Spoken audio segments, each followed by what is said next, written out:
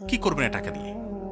যদি কবর নিয়ে যেতে পারেন, আখেরাতে কাজে লাগে, তাহলে তো একটা ব্যাপার ছিল।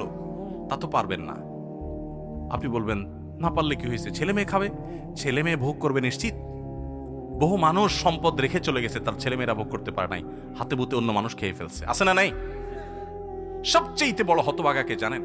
আল্লাহর জমিনে সবচেয়ে বড় দুর্ভাগা, সবচেয়ে বড় বেয়াকুব এবং নির্বোধ মানুষ হলো সে, যে যাদের জন্য চুরি করবে তারাও সে দায় নিবে না। কিয়ামতের দিন ছেলে আয়সা বলবে না, আব্বা চুরিদারি ডাকাতি 2 নম্বরই যা করছেন, ঘুষ সুদ যা খাইছেন আমাদের জন্যই তো খাইছেন, আল্লাহ আমার আব্বারা জাহান্নামে দিয়ে না, আমাদের নিয়ে যান।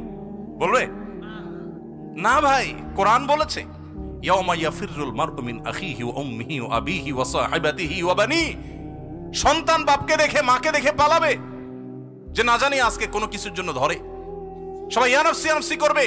যাদের জন্য চুরি করবেন ওরাও দায় নিবে না। আপনার মতো নির্বোধ কে হতে পারে? সন্তানকে চুরির সম্পদ দিয়ে বড় করবেন না, সততা দিয়ে বড় করেন।